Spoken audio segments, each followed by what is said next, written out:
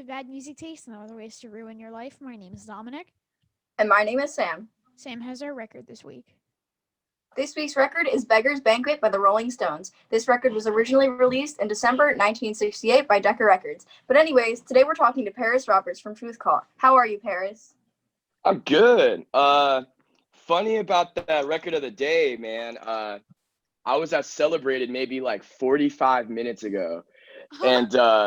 And I like totally honest with you, like I was out just like skating with the homie, and then I just went over there to check something out. Then I saw Tony. I was like, oh shit, I have to do this interview. I totally forgot. So I like left. I like, saw the record that I wanted. I was like, all right, I'm gonna get in this. I got to dip right now. Luckily, I live close, but this is what I picked up. First pressing of Fix My Brain. Have you guys ever listened to The Marked Men? No, I have not. I haven't, no. Oh, it's amazing. It's amazing. Back when I was probably a freshman in high school, I want to say, that was pretty much like the only record I would ever listen to, you know, and like all the kids on my lacrosse team, like they all hated it, you know what I mean? Because it was just like really fast, like stupid punk stuff. But dude, that's the record that probably means the most to me. And I got a first pressing too, which is amazing, you know, clear vinyl. Yeah. It's real sick, man. How are you guys doing? Great. Celebrated Yeah. store. It's got to be my favorite store in Baltimore. Yeah. Yeah. That place is cool, man. Yeah. And it was awesome talking to Tony. He was awesome. Yeah. Yeah, he told me to tell you guys what's up, man. When I got in there and I immediately realized that he was like, oh, dude, you got to leave right now. Which record do you want, man? Let's get you out of here. Come on, let's do it. And then he was like, all right, yo, tell those dudes I said what's up. You know, those guys were awesome. They're just like some county dudes, just like doing some really cool shit with this podcast thing. And I watched a lot of those episodes. Oh, thank you. I watched a lot of those episodes like when you guys hit me up. So I got a question for you guys. Did you hit me up because of Atiba? Like, did you check out Truth Cult when Atiba was like, yo, dude, listen to this band? Yeah. You know, it's so funny because I've never met that guy. I love him though. I love how much he loves Truth Cult and everything, man. Shout out to Atiba. But I haven't met him yet. You know what I mean? He's a sick dude though. You know, we're all friends with the same people. It's just we just never crossed paths yet. And I gotta get this cat down here. She's really nosy. She's still a little baby, so she is just now realizing that she can jump really high on things. But yeah, Atiba is the coolest. He set us up with Steve-O. Oh, that actually happened? Yeah. Yeah. Christmas Day. Dude, what a Christmas gift that working dude left on you Tony guys. Hawk. Fingers crossed. Did you guys talk to him about that, or is it just like in the works, like just like very much so in the works? We'll see what happens with Tony Hawk. Yeah. I would be tuning in, man. That's like he's in the top 5, which yeah. Like dude, I love that. I love watching that early Jackass stuff, man. Yeah. You ever watch Viva La Bam? Any of you guys? No. I don't know where to find it. I don't know if it's kind of on demand or anything like that. Yeah, it's a weird. I guess honestly, I haven't watched that show in probably like 12 years or whatever. But you know, Brandon Novak, who was in a bunch of that Jackass stuff, he lives in Hamden. Oh. Dude, I saw him one day. This had to have been like a month ago. I just saw him walking down the street, and my homie Jared, who I was just skating with, he was like, yo, dude, that's Brandon Novak, man. And I was sitting there and I'm like the 10-year-old little punk in me. I'm like, dude, I need to like, so do I go up and ask for a picture or something, man? What do I do?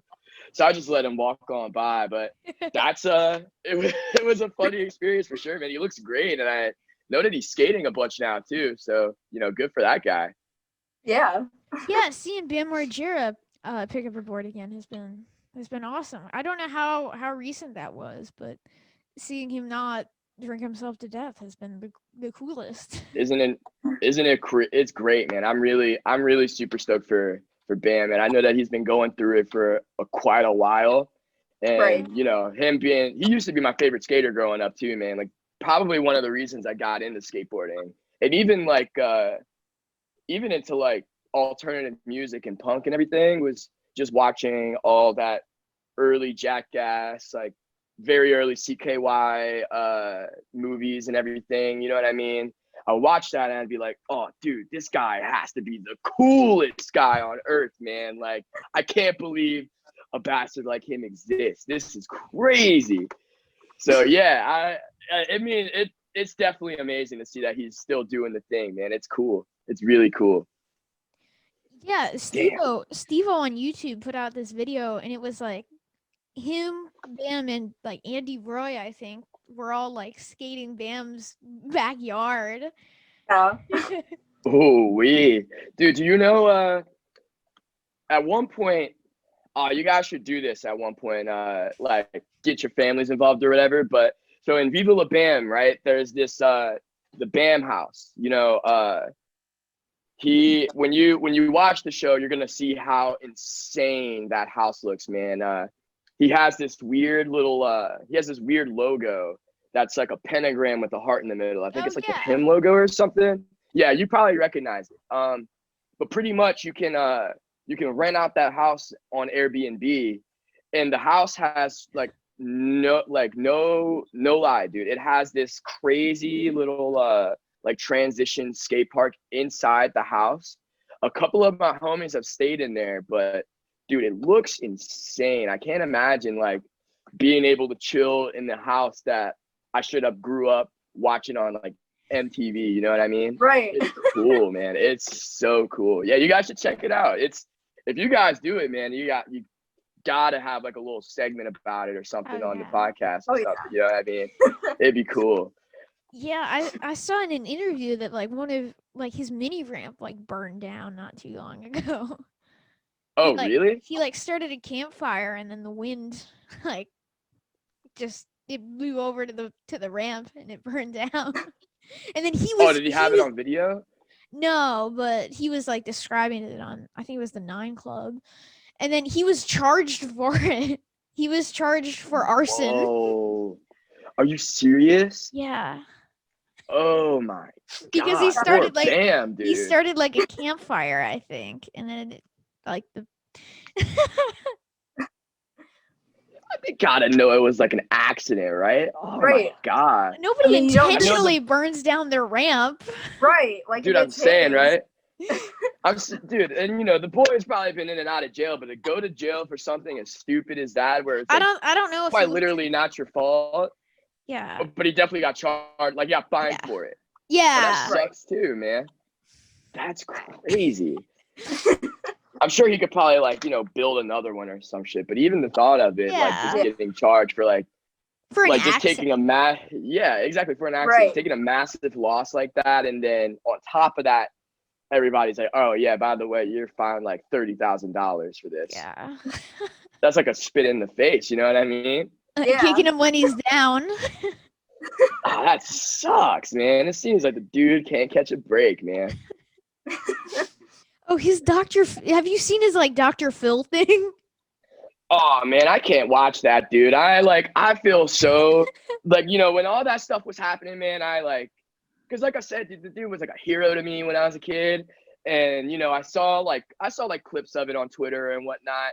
Yeah. And like, you know, Dr. Phil, and I've never seen Dr. Phil act like that either, man. But like, he's straight up just like yelling at him and like making him feel like, you know, like an asshole or whatever. And I'm like, oh my God, dude, this is like sad, you know? Right. I couldn't even bring myself to watch it, man.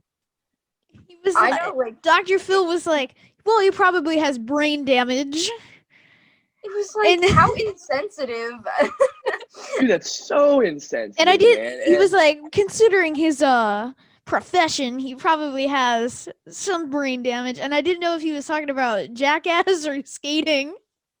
Oh, dude, he was probably talking about a little bit of both, right? Like, I definitely seen some crazy Bam slams, but those Yeah. Jackass dudes weren't fucking around with they were not messing around with like all those pranks they were doing on each other.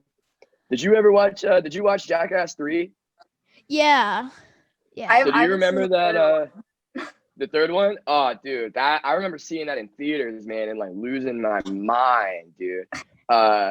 There was this one, there's like the little mini segments that he did where he would have the slow-mo of him like with the boxing glove, like punching people in the Yeah. face, and then somebody got him, and you know, like in slow-mo, their faces look insane and everything, like all their faces are just contorted and warped and everything. Yeah. But He broke dude, like Steve-O's nose that way. I know, man, I know. I'm sure that like somebody had to have gotten concussed from that stuff, man. But that also might be what the dude is talking about. Yeah, I've watched all three, but like Jackass 2, half of it was just fast forwarding for me. Yeah, That I was think Jackass 2 probably has a lot more fillers than the first one and definitely the third one. You know, like the third one, of course, I have a lot more memory of, but I remember watching the shows when I was a kid at like fucking maybe 2 a.m. You know what I mean? And like, you know, like waking up and feeling like I'm in a fever dream or something. And then, Yeah. you know, you got like Steve-O drinking. I don't know if you saw the skit that he did. This is like one of like, I think this was probably like an initiation thing for Steve-O, but he straight up like drank an entire fishbowl with a goldfish in it and then threw yeah. it back up. Did you see that? Yeah. Dude, that was gnarly, man. And when I was a kid watching that, bro, I was like, dude, this is disgusting. Because Right. he said he was going to like drink close to a gallon of water to create a safe environment for the fish. And then How does that make sense if you have like all that stomach acid? yeah, Dude? but Exactly. then The fish is gonna die. he was thinking it was going to like I don't know, the water was going to take up most of his stomach, but then they're like Jeff Tremaine is like, all right, we have to film now. He was like, but I didn't drink any of the water.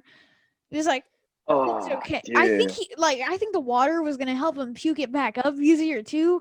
Oh, for sure. It's Yeah. super. As long as you got that fluid in you, you could just spit Yeah. it right back up, right? So But he's like, I didn't man. drink all that water, so they still made him swallow the fish, and then he puked it back up. Yeah. Ah. Dom got like super into the Jackass movies, and he was like, okay, well, you at least have to watch the first one. So over the summer, I watched it, and my mom comes down, and it's like super late at night, and I'm watching it, and she's like, oh, you watched the Jackass? And I'm like, you've seen this? I'm like, my mom had seen it before me. Like, it was so weird. And then she like watched the whole thing with me, and like I have a weak stomach sometimes, so yeah. Mm-hmm. Oh yeah. Oh, dude, yeah, and like poor Jeff Tremaine and all of them, dude, like straight up vomiting every time they're filming any of them doing any stupid, gross thing like that. Yeah, I mean, it makes sense that your mom probably saw it though. Like straight up, Jackass was probably one of the biggest things in the early 2000s. I remember when I was a kid, man, I used to watch that stuff with my mom and my dad, and even like, I don't know if you guys remember.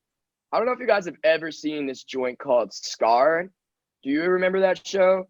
No. I don't think so. So think of you know what ridiculousness is, right? That Rob Yeah. Dyrdek show. Yeah. So think about that, but a lot more graphics. Straight up, it's that dude from Papa Roach. I think his name is like Jacoby or something. He hosts the whole thing, and it's all these kids doing like. It's just like Hall of Meat on Thrasher, pretty much. It's like early Hall of Meat Thrasher stuff. But you would straight up watch these kids like split their arm in half, break their skull, crack their skull open. I've seen some of the gnarliest things in my life in that television show. And that show lasted for like a cool, probably like 5 years or something like that. Oh my gosh. It was insane. I can't believe that they were showing that stuff on television too, Right. you know? Because like, you know, you would literally, and this is graphic too, but you would literally see like their bone like popping out, Right. man. Like they didn't hide anything. And here I am as like a 10-year-old kid watching this and being like, hey, do you know I really want to be skateboarding? Like, because this looks like it hurts, man. You know what I mean? It was All right, so bad. And stairs even, are a like, no.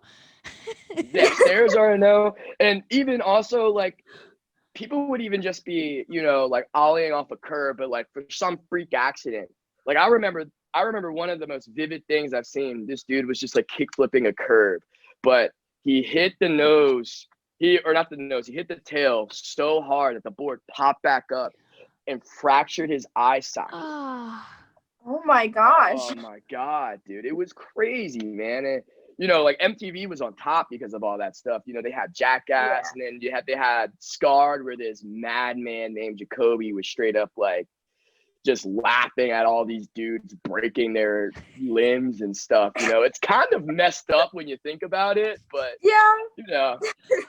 the early 2000s were the early 2000s, right? Definitely a time, man. The weirdest time, in my opinion.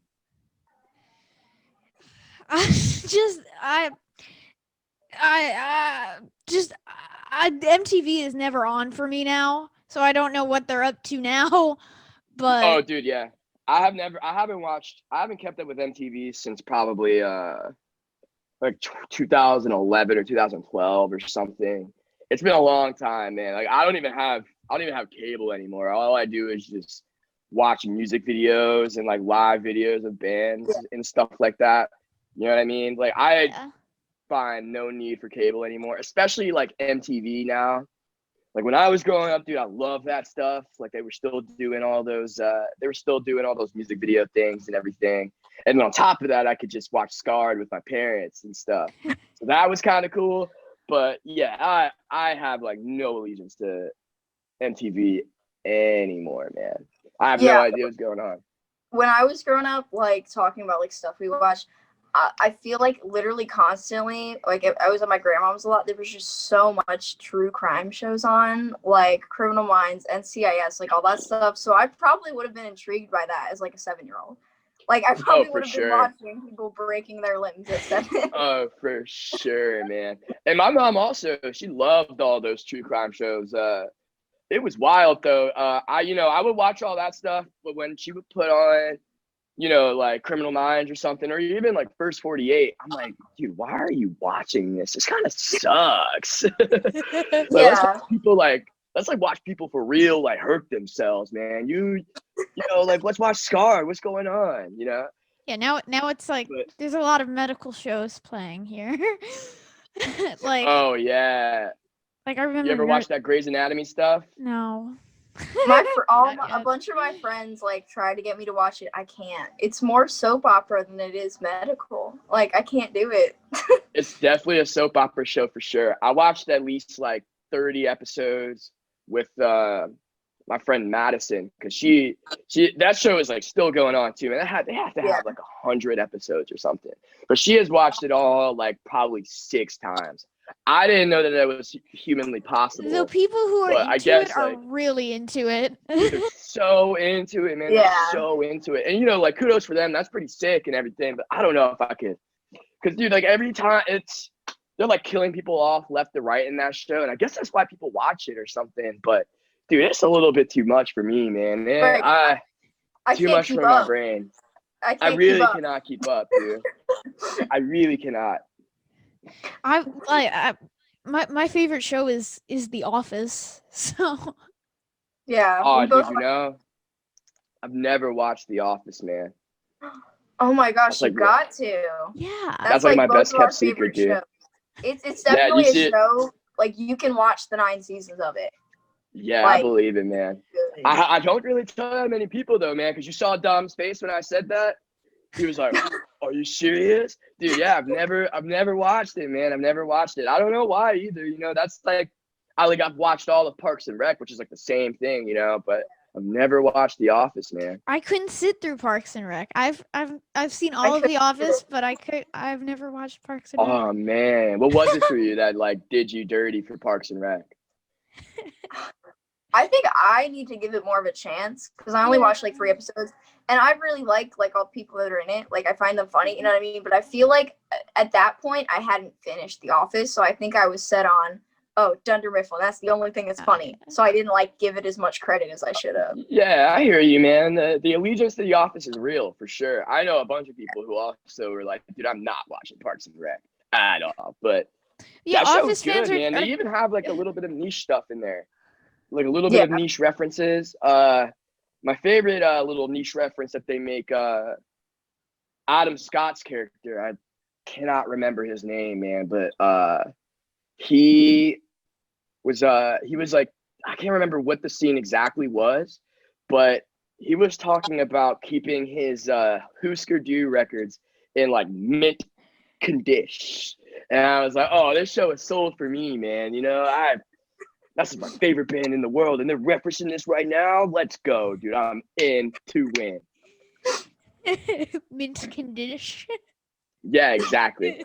I mean, and I get it. You know, I guess that's how on the outside, that's probably how like record nerds sound, right? That probably is how like I sound to my girlfriend talking about my dumb straight edge records and keeping them in like airtight beanie conditions and stuff. Barely on your head. Exactly, man. Exactly. So, Truth Cult recently released a record called Off Fire. So, did you guys record it locally? And how is it to record right now during a pandemic? So we actually recorded that record. We recorded that record in June 2019. We recorded. I think we recorded 14 or 15 songs. Used only 10 of them, and then we were gonna put the rest onto an EP. Which I don't even know when it's coming out, but yeah, we recorded that with Jay Robbins, who played in Jawbox. Yeah, you know Jawbox? Yeah. Yeah. That's Ian Marshall, our guitar player, that they nerd out all the time about like old Discord stuff, man. It's crazy. One time when we were recording with Jay, I swear to God, we chilled there for maybe like at least an hour just talking about, you know, dumb niche Discord bands. And what's cool about Jay is that when he and it's also like really flattering too, but he throughout the whole entire recording process, he was like, hey guys, check this out, man. This is great. But you know what would make it sound even sicker? If you just do a little bit of this. And he's like, there we go. This is amazing. You guys are great. And he's like, I think we'll probably only ever record with Jay whenever we do like, you know, bigger EPs or even like LPs still too. Because we recorded our first demo with him also. And he was mentioning that, you know, our sound from when we first put that thing out and recorded it to then when we recorded Off Fire, you know, my vocal, the way I do my vocals or whatever, and all the ways that we all play with each other. Cause you know, everybody in Truth Cult, we've all played in bands before that. And Ian and Robin, especially the drummer, Robin has played in, you know, a lot of my favorite DC hardcore bands. And yeah, like the chemistry was always there, but then as soon as we started recording Off Fire, it was like, yeah, now we know what we should sound like. Now we got everything figured out. You know what I mean? Now we can really start doing some weird stuff, getting like incredibly freaky with the vocals and even with like the guitar licks and everything. Yeah, I'm incredibly pleased on how it turned out. It was amazing. And I'm glad you guys listened to it. That's really sick. That's really cool. Yeah, of course, you know, releasing an album during a pandemic kind of sucks because you want to tour on it, you want to do all these things with this record and get people hyped for it because, I mean, you know, people are gonna listen to your stuff regardless. But really, how I see touring, right, is you go to this new city and maybe some rando who knows nothing about Truth Cult, doesn't even know what the hell even is the Truth Cult. You know what I'm saying? They come through the show, they see me do like dumb stuff with my limbs and do splits and stuff. They see me do that and they're like, oh, dude, this band Truth Cult, hell yes, dude. Let's go. And like, I need to buy like 70 records. It's crazy. It's a lot of bands too also have been feeling the same exact way, but we'll see how long we got with this pandemic stuff. Australia's already doing shows again and stuff. Did you guys hear that? Yeah, I Yeah. saw that they were doing like big festivals and what. Yeah, they've completely eradicated the virus because they're all a lot smarter than us supposedly, and they can handle a goddamn pandemic. But we'll see how it gets when we get there. Yeah, I mean, as far as shows go, like you were talking about kind of that impression of the people who don't even know who you are, sometimes even as like an audience member, that's the best way to walk into a show, like Yeah. not knowing anything, because you have no bias about anything. Like you find a really awesome opening band and it's even better than the headline. You're like, this is great because it's so new. Like, Hit the nail on the head, man. Hit the nail Yeah. on the head. I remember when I was in high school, I was listening to a bunch of these like Minor Threat records when I was a freshman, because my friend Rob, who later we started bands together, his dad grew up in the DC hardcore scene. So, he grew up watching Minor Threat, he grew up watching Black Flag, Void, one of my favorite DC hardcore bands, you know what I mean? He saw all those guys and still had all those records, and they're like grails even, they even have those still from the 80s. They're straight up like grails, and they should just be like put in a nice little clear box so that nobody can touch it ever. Yeah, that's exactly what I thought about it. And I didn't think that there would be bands ever that like sounded like that, or even like a scene like that. And then when he started a band, there used to be this spot called Charm City Art Space that existed for about like 10-ish years. I don't know if you guys have heard about that. Have you guys heard about Charm City Art Space? I like remember the name. Like I kind of know what you're talking about. Yeah, that was a lot of people will a lot of crap on that spot now, or maybe then. But now looking back on it, that was one of the sickest things in DIY to happen to Baltimore, in my opinion. Like anybody could have any show there whenever you want. It was like this dingy hole in the wall that looked like it was basically a garage. You know what I'm saying? It was like this garage in Station North that, quite frankly, looked like shit. It looked horrible. I've seen I swear to God, man, I've seen so many bands there that was so hot that I thought that I was going to get like a heat stroke, man, because there's no AC, there's no windows, it's all concrete, it's so musty, man. It was the grossest spot ever. But growing up and going to those shows, man, when I first found out that place existed, and I saw it might have been like Mindset, like a Baltimore hardcore band like Mindset or something. I saw that and I was like, dude, I can't believe that there's like a scene like this under my nose, man. I had no idea that any of these kinds of bands existed. I didn't even know that like hardcore and punk was like still a thing, and even in like Baltimore, So me being super stoked, I went to all the fucking shows that I could go to, because I'm like, they're like $5 shows. And, like, even if the show like sucked, like, I've seen a lot of things over at Charm City Art Space that like, like 3 people were there and the bands were straight up terrible. But, I still had such a great time, man, because like in high school, you're so excited about like this scene that just like lives under your nose, and like you straight up had no idea that's been going on. You know what I mean? And you meet all these really cool people from it. And once you meet them, they're like, dude, you got to start a band. You just got to start a band and start doing this stuff too. So that's how I got started with all this stuff and doing what I was doing. And honestly, man, I haven't looked back since, man. It's so cool. It's one of the, like, finding out about Baltimore punk and Baltimore hardcore, going to all these shows and everything. It was like detrimental to my character, honestly. I literally wouldn't even be here talking to you guys if it weren't for Baltimore hardcore or Baltimore punk, man. Like, I was just like some like dumb lacrosse player who was really into Minor Threat. You know what I mean? I remember. Okay, my last show was the Real Big Fish with Kill Lincoln, Oh, and dude, I know Kill Lincoln.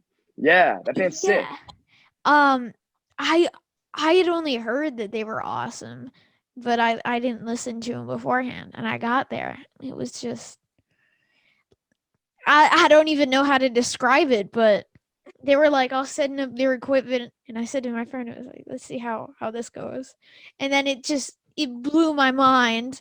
Like, although we went there for the Real Big Fish, I'd say that they were the highlight of the night. Dude, So yeah. I've seen them a bunch too at Charm City Art Space, like I was talking, in a hot ass garage, man, sweating to death. And I also saw them. The best time I probably saw them was I think this was them. If it wasn't them, then it was probably like Walk the Plank or something. But my favorite Discord band is Dag Nasty. And I yes, saw, dude, I love Dag Nasty. I saw Dag Nasty. My friend got me tickets for my birthday to see them at was it, I think it was the Black Cat actually, yeah. And it was Dag with their original singer Sean Brown. yeah. And you know, I love Dag Nasty. Got the tattoo right here. That's my favorite band, dude. And I remember seeing, I swear it was Kill Lincoln, but if it wasn't them, it might have been Walk the Plank. And at that point, you know, like I hadn't been listening to, like, I hadn't kept up with like local ska or even like newer ska even. You know, I was just like strictly hardcore and hardcore punk and all that other stuff. But they definitely blew me out of the water, man. And I was like, holy shit, this band's actually like kicking ass. This is cool. Yeah, Dag Nasty is again one of my favorite bands, and I'm not just saying that Yeah. because Doug Carrion is probably listening. Hi, Doug. Shout out Doug, man. Yes. Shout out Doug. Yeah. Yeah, he's definitely the best. He's helped Oh, us yeah. out a lot with the podcast for sure. Yeah, man. You know, we were gonna do this. His band Field Day was gonna come through, and I think we were gonna go play a show with them. But I can't remember what happened. It might have just been the pandemic or something like that. But dude, I love Field Day, man. I love that record. You know what I'm saying? That was like Atiba was telling you guys, you know, one of the only records that I was spinning for a long time was We Got a Danko's, Can I Say, and Field Day. So honestly, man, if I could get any chance to just like scream and shout my heart out to all of those lyrics, man, I will gladly accept, especially for free, and definitely just to play with them. You know what I mean? So yeah, shout out Doug, dude. You guys are playing great music, man. You guys are playing great music. I'm excited to get the new Opposite Land record because I listened to it on Spotify and it's awesome. Oh man, I I don't know haven't how else listened to to it yet. Is describe it it sick? other than yeah, it's awesome. Oh, dude, I'll have to check that out, man. Yeah, I haven't been keeping up also with that much new punk either, except, you know, I've just been listening to I'm really into the Lemonheads and like dumb 90s alt rock like the Smashing Pumpkins and like, you know, In Utero by Nirvana. I've been listening to all that shit, man. I just can't help myself, you know. But yeah, I definitely gotta check that out, especially if you're saying it's sick, man. Oh yeah, hearing Courtney yell again is awesome. Oh yeah, is he going crazy? It's awesome. Oh, dude, this is music to my ears, man. Oh, hell yeah, that's amazing. What have you guys been listening to, like, as like at least like new to you as far as just any music goes? I've kind of been doing like a lot of pop punk alternative recently, like Tickets to My Downfall by Machine Gun Kelly, Weird by Youngblood, like that type of music. I've kind of been jamming to recently, like. But I'm open to suggestions. I want to switch up my playlist more. Oh yeah. Yeah. Well, I'll tell you what. You say you're in the pop punk, yeah. One of the earlier pop punk bands, one of my favorite bands, and if I'm probably gonna send them the link to this video after we're done. But so Lifetime, dude. Yeah. Lifetime, dude. One of my favorite bands of all time. And Dan Neiman, man, he loves Truth Cult for some reason. And like, dude, like when I met him for the first time, man, I could have broke down and cried, dude. I was like, holy shit, I can't believe I'm meeting this guy in the flesh, man. Shout out Dan, man. You know, I love you guys. He actually took us. We were gonna do a little weekend tour with them, but we only ended up playing 2 shows last year with Lifetime. And I swear to God, man, it was one of the sickest points in my life, just like watching them play all of the classics and just, you know, just stage diving my little heart away, singing along to this band who I didn't even thought I would ever get to see. You know what I mean? But dude, I love Lifetime, and I think you would too. What is it? My favorite song by them is probably gonna have to be Hey Katrina or 25 Cent Giraffes. Those are the hits, dude. Okay. That band rules. I'll definitely get back to you. I'm gonna check that out. Yeah, for sure. I would say I would say Souvenir for me. Oh, dude, that's a classic, man. Hell yeah. Hell yeah. That song, oh my God, dude. That song's so good. Do you Dom, have you listened to the first record, Hello Bastards, at all? Did you listen to that a little bit? I have it. You have it? Yeah. Oh, dude, my man, that record goes, man. That record is sick. And then when we talked to Mikey Erg, we did Jersey's Best Dancers because they did like Jersey's Best Prancers, so we thought that would be funny. That's sick, man. Oh, dude, yeah. Jersey's Best Dancers is probably one of my, like, honestly, like top 10, one of my favorite records of all time. That record has been there for me for like centuries, dude. When I would break up with like my high school girlfriends back in the day, man, I would because that's like a classic breakup record. You know what I mean? I would throw that joint on repeat and just let the waterworks flow, man. Just go crazy. You know what I mean? That's just God tier. That's God tier music, dude. And then the Beach Rats, they're killing it. The what? The Beach Rats. Beach Rats? I've never listened to Beach Rats. What's up with that? Oh, it's Ari from Lifetime. It's Brian and Pete from the Bouncing Souls. Brian Baker from Dag Nasty and Bad Religion. Oh, it's a super group, Yeah. man. Oh my God. Oh man, Brian Baker's one of my fucking favorite guitar players too. Oh man. He was one of the few people to say no. Oh dude, what? Ah man. We'll get him on here. And we didn't even reach out to him. Brian Keelan reached out to him and he said no. Oh, Yeah. seriously? Yeah. Oh man, we'll get him, dude. We'll get him. We'll try again next time, man. Because I want to tune in on that too. That guy is sick. That guy is sick. I remember I met him in New Jersey. Yeah. I saw Dag Nasty at Punk Rock Bowling, and he was that like, with Sean? yeah, and he was walking down the boardwalk, and he had a big like pin that said Brian, like a name tag. That's badass, honestly. That'd be sick. Was he a great dude to meet? Oh, he was awesome. Hell yeah, man. You know, it took me centuries to finally realize how much of a good band Bad Religion is, dude. I used to think back in early high school that I was just like too cool for that kind of stuff. Cause I was like, dude, if it's not Minor Threat or like any Discord bands, I don't want to hear it, bro. But like, oh my God, that band is great, dude. Even Stranger Than Fiction is a great record, you know?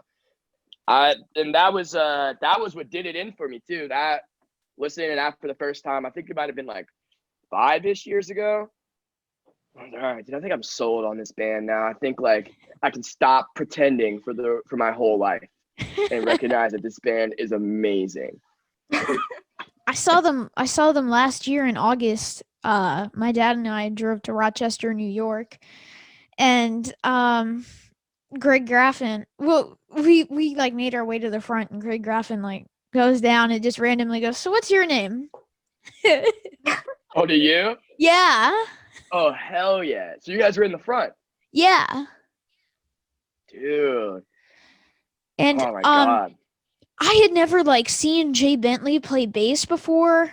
I had only like heard it, and it was like it just seemed like root notes playing exactly what the guitar played, but seeing it, it was insane. He like I couldn't even comprehend what his hand was doing, but Dude, I have not seen that band either. I've only ever watched like live videos of them playing LA in like probably the early 90s. But honestly what did it in for me was his bass playing. Like watching him go in absolutely insane. You know what I mean? And I'm a big advocate for like, bass playing is like the backbone of the band.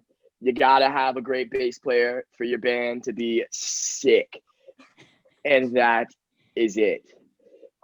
Even Yeah. like for me, I've always wanted to learn how to play bass, but dude, growing up and watching or just like watching those early Fugazi shows and on YouTube, of course, I've never seen Fugazi, but on YouTube, watching Joe Lally straight kill it. Oh my God. It's unbelievable, bro. It's unbelievable. Yeah, there's some of those bands out there that just like the live performance is way better than anything you'll ever have on a record, and like vice versa. Like, but it's so cool when you go to a show and a band you love just like exceeds the expectation. Like the bar is just non-existent. Yeah, you do, dude. Trust me, man. I've seen a couple of bands where I thought that I didn't give that much of a hoot about, and then I saw them live, and I'd be like, "Yo, this has to be one of the craziest performances ever, ever." Yeah. What did you guys ever? Have you guys ever seen like any like local hardcore punk shows in here in Baltimore? I haven't, but I know I'm not sure if Kariki counts, but I'm just gonna brag about the fact that I saw Kariki. Was that your last show before the pandemic? um, no, the last show was Real Big Fish. It was that Kill Link. Yeah, it was that Kill Lincoln Yeah. show. Yeah. I think Kariki was like it was like a year or two ago. You saw him in Baltimore? Yeah, they played at like this little like Methodist church, and I like my dad and I went to that show, and we almost didn't go because we were like, yeah, it'll be cool to see Ian MacKaye and Joe Lally play music, but will it really be worth it? Dude, oh my God. Like If we you won't if know you could any of the even like be in the songs. even being in the presence of Joe Lally Yeah. playing bass is enough incentive as its own to just be like, I gotta go see this band right now. We were like I don't we were like, we're not gonna know any of the lyrics, and we got there and they were handing out lyric sheets. Oh, stop. Are you serious? Oh, that's genius. That's genius. That's sick. And I was Did you see that at you said a Methodist church? yeah. Were you in the city? Yeah. Was it at I'm trying to think of what it was called because that's like a new Undercroft. Was it the Undercroft? No, it was like it had like a bunch of numbers and then like space. It's right near the Autobahn. 21 something 20 something space. I know what you're talking about. I know exactly what you're talking about. Yeah, and I don't know the numbers either, son. Yeah, we tried to stick around to like meet Ian and Joe and Amy, and then Ian stuck around. He was saying hello to everybody, and I looked at my dad. I was like, "We gotta try to meet him." And I looked back, and Joe Lally was just gone. Like all his stuff was gone. Dude, I mean, I don't blame him, man. Straight up.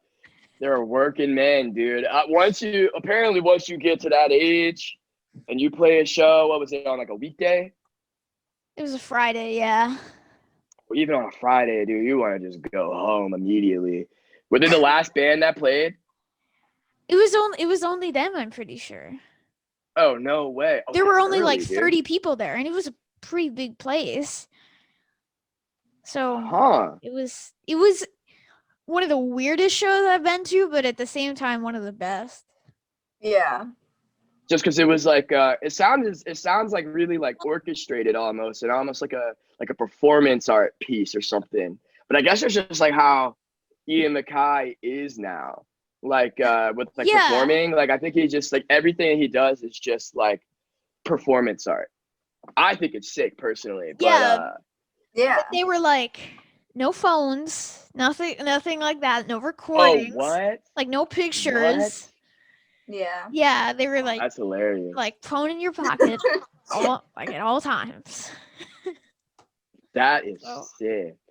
Honestly, I if I'm remembering correctly, I think my last show was like November 2019, and that was at the Soundstage, and I saw this band called Waterparks, and it was cool, but it was sold out, and I'm a short person, like I'm 4'9". Oh, so and you there didn't was, get to see the band, yeah. there was like a 6-foot person in front of me the whole time. Dude, I was yeah, I like, know, man. Anyways. Soundstage sucks if you want to see like a sold out show and like you got all these dudes like cramped up in one space. Sounds hard to believe now, right, in this pandemic, but dude, oh my Yeah, god. I was thinking about it. I'm like, man, I'm not even like comfortable being in a room with 3 different people now. Whereas like then I felt Dude. I felt like a sardine. Like I was like literally hands to my side the whole time. Oh man. And so like back to the Charm City Art Space stuff, man. Do you guys know that band? You guys know Title Fight, right? I'm sure you guys are familiar with Title Fight. You guys don't know who Title No. Fight is? No. Oh man. I think that is going to be your stuff, dude. That band was a big part of like my high school years, and you know, dude, I love the absolute hell out of that band. But I saw them play because they were like a bigger band at that point. And they might have been in like 2014. So I was probably like a junior in high school, or maybe 2013. Yeah, 2013. They played with this band, a couple of Baltimore hardcore bands like Praise. I think Mindset played that show, and a couple of DC hardcore bands too. That show was insane. But so you see how wide my room is right here? Yeah. Charm City Art Space is about like as long as like width, like about as long as this room here, and then a little bit long. But imagine this and like 150 people cramped up, everyone like trying to stage dive and mosh while like there's dude, it was the sweatiest. It's the sweatiest I've ever been. In fact, I was so sweaty that the sweat seeped through my phone and my phone just broke. My phone just broke. I did nothing to it. It just broke. It was insane, dude. It was one of the craziest shows that I had ever been to. And like honestly, I can't even imagine like being in a room like that now after all of this is going on, you know? I don't think I want to. I don't think I want to at all, man. Like straight up, dude. Especially like, and then you think of the concept of like moshing and like stage diving, like everybody like put in like, I can't even think about it anymore, man. I think I'm like retired on like moshing and all that other stuff for the time being. At least when shows come back, I don't know if I'm gonna be, or who knows, maybe I'll just be so deprived that I'll have to go crazy. I mean, we always talk about how the first show after the pandemic is going to be crazy, but at the same time, I'm like, it's going to take me a while just to like do normal things I used to do. You know what I mean? Like, I'm even going to be more scared of like flu season now. You know what I mean? Because they're like, well, wash your hands, you know, don't go everywhere if you don't have to. And it's like, man, should we have been doing that the whole time? I remember when I remember when they were like, don't worry, it's going to be killed with the heat of the summer. Yeah, nah, they were totally wrong, dude. They don't know what the, Yeah. like, you know what I'm saying? They had no idea what the hell they were getting into, man. Yeah. I And remember. dude, it's crazy. Yeah, but go on, man. But I remember the last day before like everything shut down in school, kids started wearing masks, and teachers were like yelling at them. They were like, Yeah, "You're being are you obnoxious. Take serious? the mask We- off." Yeah, we saw kids and we were like, well, I mean, like, of course, then we didn't know the extent of it, Yeah. but we're like, I can't really tell them no. I mean, they didn't even have to show up today. Even if there wasn't a So- pandemic, then. Right. Like, if it's flu season and you want to wear a mask to protect yourself, then go ahead. But it was like people were wearing pajamas to school. It was like they were It was predicting like- the end of the world. We talked about it earlier. It I was would like- have completely given up too. I would have given up and just straight up just It- wore my Crocs and sweatpants too. It was literally like a fever dream. That's how Yeah. it felt. Like everybody was in fuzzy sweatpants, beanies, Crocs, Uggs, and just walked in. I was like, what is today? Like, this isn't even It was the real. weirdest. It was like, well, in 2 weeks, well, everything will be back to normal. Now it's been 8 months. Yeah. Oh man. You ever wake up and like completely and totally forget what the hell is going on in the world right now? Yeah, Like, definitely. and like I wake up- honestly, like sometimes I find it hard to believe too, even though we're like 8 months Yeah. into this pandemic. Dude, It's- I swear I do it all the time. It's still not normal. Like, I get up, I'm like, okay, get dressed, eat breakfast, go to school, and I'm like, oh wait, school's in the basement. Like, I'm just going on my computer. Like, it's not special. You know what I mean? I'm like, I could literally lay in bed until 1 minute before I had to go to school. Whereas That's what I usually did I this wake up. morning. Dude. Whereas I wake up 2.5 hours to drive to school. You know what I mean? So it's like it's so different, and I don't think I'll get used to it. Like, I really Oh, don't hell think. no. If I haven't by now, I'm definitely not going to. And like, I just, we went from 7th to 8th grade, but I'm feeling bad for the kids who like started high school or started middle school or just started school in general. Like all the really young kids trying to figure this out. Like Yeah. that cannot be My practical. next door neighbor is Dude. he's a kindergartner, and I just feel so bad. It's just rough, man. Like I don't know how you could do that or like keep a kid focused because if I'm like a little kid and I am told I have to sit in front of this computer all day, why would I want to do that? You know what I Yeah. mean? When like I could be Oh, hell no, outside man. like doing stuff. Well, yeah, and like, how are you gonna teach? Well, like, I feel like, because you guys are what in 9th grade, 8th grade. 8th grade. 8th grade. I feel like by the point of 8th grade, you do a lot more like lab sessions and everything.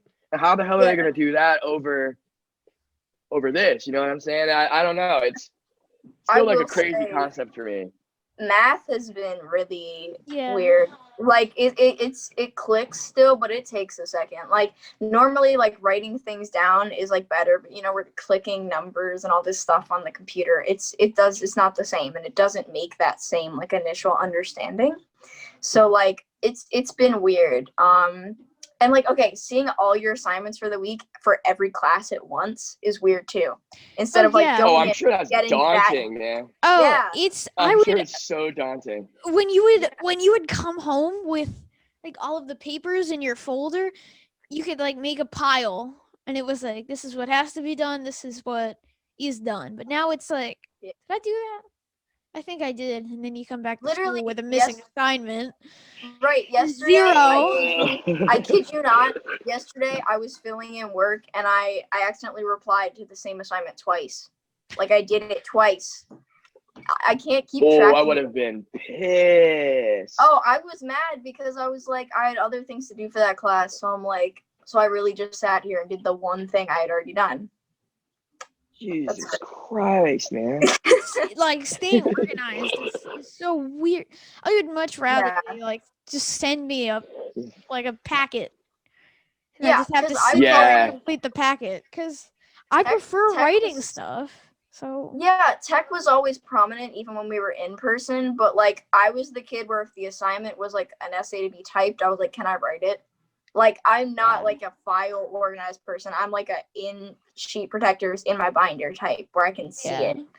So it's Oh, been that's rough. sick, man. I was not like that. I was not like that. I was like, for some reason with me, I would always ask my teachers if I could just type up whatever I can. I don't feel like writing, dude, or anything like that. And sometimes it will work, but other times it wouldn't. Yeah, oh my God, I just can't imagine though right now. And especially, I feel like the worst part about, or the hardest part with me in school, being in school, was just time management. And, like you said, Dom, like keeping organized of all these things you're supposed to do. And then when it's all in your face, I'm sure it's like loads of assignments that you have to do, like from different classes within what do they do for like different months, and it's just like different curriculums that they show you. The one thing is they have it is like there's a due date and then you get 2 weeks to make it up after, and if you don't, well, that's just a zero, like you didn't do it. But I feel like at times when teachers, like I'm weird because I don't like when teachers like upload a bunch of assignments in advance, because I'm like, then I have to go in and check every single one and see which one's for which week, So that's frustrating, because then you have this sidebar and it's like all this work and you can't determine whether like, is that before December? Is that after? Like, it's just weird. Yeah, completely insane, man. I applaud you guys and like commend you guys. This is totally insane. I can't even imagine doing what the hell you guys are doing now. Especially, dude, oh my God, it's like with on top of that, like the work stress and all of this, it's hard to see all your friends and stuff. It's hard to really do anything without feeling like you're gonna contract some crazy ass disease, dude. I really do, because this is why what you guys are doing right here is so sick. You know what I mean? Like, at least you guys have this and are able to keep sane and all in the mix of the madness, right? And get to, interview cool ass people in the process too, man. Like, oh my God. If I were doing this, man, when I was a kid, I would have lost my mind, dude. Like interviewing Ian MacKaye or something, man. I would have freaked the fuck out. We started this like 7 months ago, like a month out from being out of school. And I feel like if we didn't, like, I don't know what I'd been doing. Like, I would have just been so bored. Like, because this is a way to socialize with people while feeling safe. Like, being able to talk to new people you've never talked to before, but like not worrying about. You would never have the chance to talk to. Right. Like, we exactly say one Saturday, you want to go to Ian MacKaye's house? Just like talk to him. Like, no, you couldn't do that. So like doing it on Zoom, it's cool. It's definitely. Yeah, man, you want to go hit up Joe Lally? Yeah, for real, right?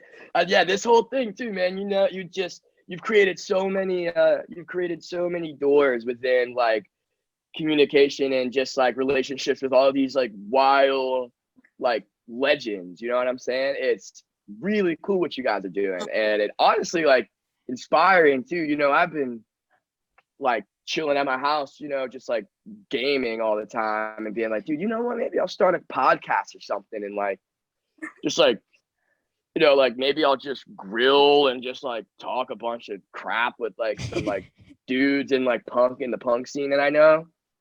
But like, yeah, seeing you guys do this and everything, it's super sick. And it's like I said, man, it's super inspiring that you guys are doing what you're doing. It's awesome. Thank you. I think we get little kid points. That's why people watch it. Yeah, I think that is why some people will like reply to the emails and whatnot. They're like, they're 13. Yeah. Like, we can't not do this. Like, but I think I'd like to think that we live up to not just having that standard. Well, dude, like, under promise, over exceed. Yeah, and what was really sick about that, when I watched that Ian MacKaye podcast episode that you guys did with him, I loved it personally just because you guys mentioned something really important where you talked about the people, your guests that you have on this podcast with you, sometimes forgetting that you guys are people and not just kids, and like you guys know what the hell you're talking about. You guys, if you didn't, then you wouldn't have been doing this right here. And even if you didn't, who cares, right? You guys are people, right? And that whole thing just speaks in volumes for me. I think that I completely and totally respect what the hell you guys are doing. I think like even beyond the fact that that you guys are like 13 or whatever, I think once people like watch the podcast and like see what the hell's going on in the mix, that they're like, oh dude, these kids are fucking dope, man. These guys are cool And you just, it'd be fun to just like talk or like hang out and just like talk about, whatever is going on, man. Because what else are we gonna do? We might as well just meet new people, right? And this is a great way to do so. Yeah. Thank you, though. Thank you I mean, so that's- much. For sure. Yeah. Like I said, I'm a big fan of what you guys are doing. I'm a huge fan of all of it. I'm glad you guys asked me to do it. Of course. Yeah, it's really sick. What I wanted to tell you guys though was if you once you leave this podcast or whatever, I urge you to look into the Baltimore punk scene, and I bet you guys will find a lot of really cool shit, like a bunch of punk bands and everything. And even if you want to like talk to any of these dudes, feel free to hit me up. You guys have my email. I will like chat with these dudes whenever. But yeah, like maybe sometime soon I'll compile like a list of all these really cool like hardcore and punk dudes in Baltimore and DC too, because Yeah. dude, like the best part about living here, is like having this crazy scene under your nose that you had no idea about, man. It's sick, man. It's how it works. It's like how we're talking right now, Yeah, I mean, thank you. Yeah, thank you so For much. sure. For sure. And another question too, did you guys listen to Turnstile yet? Oh, did I? I don't think I have yet. No, I know not Atiba quite told yet. us to, and I know Yeah. we have to, but I haven't yet. I will, though. Yeah, dude. I was just chilling with Brendan, the lead singer, and Franz, the bassist, at this thing. When was that? Sunday? And I was telling them about you guys. I was telling both of them about you guys, and they were like stoked on you both, So yeah, check that out and maybe have them on here. Well, I'm sure thank they'd you. love it, Yeah, man. Absolutely.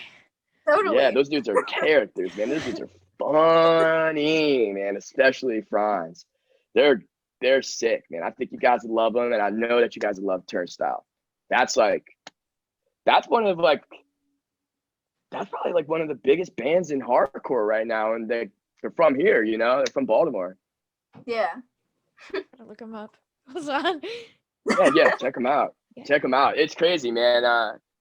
I like honestly when I watched that joint too, I was like, I'm shocked that these people don't know who they are. Like, they're like, whoa, they're I've Turnstile. seen Angel Dust live. Oh, Angel Dust, yeah, they share members. And actually, Justice runs this label, Popwig, the label that we released Off Fire on. He was yeah. the one that emailed me about you guys. Yeah, he I guess Doug hit him up first, and Justice was like, yo, check it out, man. These dudes want to do a little podcast with you, man. I think they're sick. I'm like, yeah, dude, I'll check it out right now. And I watched it. I was like, oh yeah, dude, these guys are sick. I'm down. Let's do it. Well, thank you so much. Yeah, man, I'm stoked. Can I get a hint of who you guys are gonna have next on this joint? Other than Steve-O. Is Steve-O like Yeah. the one, like the To- big one? I'm not sure when this one is coming out, but tomorrow our interview with Walter Schreifels from Gorilla Biscuits is coming out. Yeah. So that one's yeah. Yeah. That was Dude, awesome. But hell yeah. interview wise, we're gonna take like a 1 or 2 week break after next week. Next Yeah. week we have JR from Less Than Jake. He was our first interview. Yeah. So this is like we wanted to do it again, and it's like redemption. Yeah, because we were Oh like, hell yeah. yeah. And then I mean- yeah, so JR next Thursday and then Nancy Burrill on Friday. So Yeah. Oh, you guys have a sweet lineup going on right now, man. oh yeah, we've got That like is interviews cool. until like early March. Oh, you guys are busy. Oh, Yeah. We got stuff backed up, and like especially with Yeah. the holidays, we're like we're gonna take a little break. Yeah, because Doug was like, expect to experience a lull from like December 15th until January 15th. So we were like, Yeah. well, we got to make sure we have enough from the 15th until the 15th. And then we overshot quite a bit. Yeah, we Dude. overshot into the spring. So. Yeah. Ugh. I Right think- on, guys. Yeah. That is crazy. Yeah. Wow. See, already, man. I'm right now. I'm like, dude, I should just start a fucking podcast, man. Who knows? Maybe when I start, I'll have you guys on there too, man. Oh, That'd be thank you. cool. Yeah, that would be cool. But it's No, like this is crazy. I've seen a bunch of people like start podcasts for like a week, but then like not stick to it, because it's like they don't have a theme. Like they don't have anything. Yeah. Well, not a theme really, but they don't have anything to talk about. Because Well, they're like, yeah, when you think about it, man, it's like really hard to like do a podcast, right? I mean, the way I see this kind of stuff, right? It's like showing your butt in public on stage or something, like performing, right? It's like you know, you got all these viewers or whatever, and you know, you gotta like make sure that, you know, you have things to talk about, and like the chemistry is sick, everything is good and going on, right? And if you don't have that, then what can you do, right? Yeah. You're left with not really much to work with, you know, and like people aren't gonna be so enthused to be on your thing if you can't put forth the effort and stuff, right? yeah, but Right. I've seen a bunch of my friends, and it's like they don't like. It's just like, oh, we're gonna talk about whatever, and Sure. you can't talk about forever or whatever for so long. Exactly, right? Like it's one thing to like, you know, go on a topic and like start like off with a topic or whatever and then go on from there, but you know, you just can't. Podcasts have to be a little bit more orchestrated so that Yeah. you know, you're not left with any dull and awkward ass silences, you know? Yeah. Towards that, right? Which Towards is how we started off. Like I remember editing, half of it was just cutting out the dead space. Yeah, we So- started Yeah, very question and answer.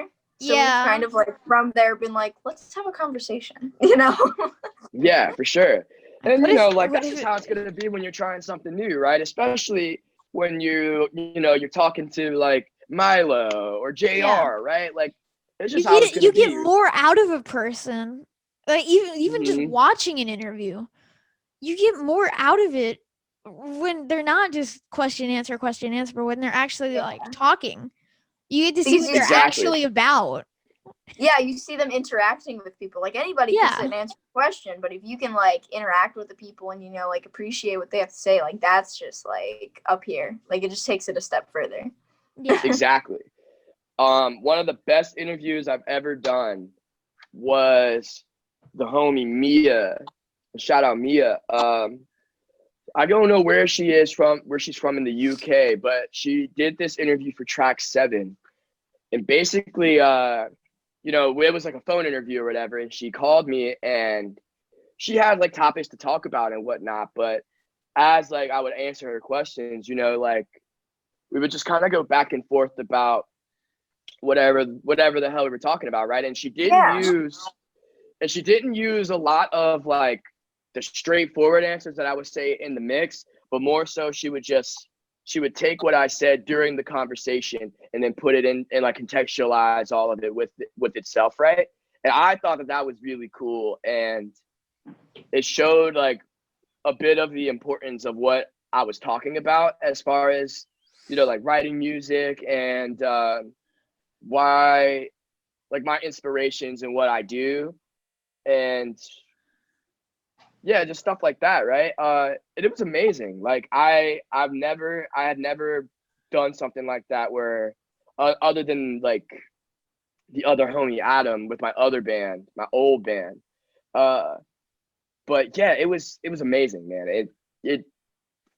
I like I never would have even thought that something that sick would have come out of that. I thought I was just like talking to the homie or something, and like kind of like how I'm talking with you guys, you know, like just like shooting the shit or whatever. But dude, it was amazing. It was cool. It was really cool. Yeah. Well, Paris, thank you so much for your time. Yeah, thank you guys this has so been great. much, man. For sure. Absolutely. I implore you guys to check out Praise, check out Mindset, Cold Feet. And I'll think of more punk bands when I get there. But yeah, thanks again for having me, guys. This is really cool. Absolutely. Oh, no problem. Thank you. For sure. You guys take care, all right? All right. All Stay right, safe. you too.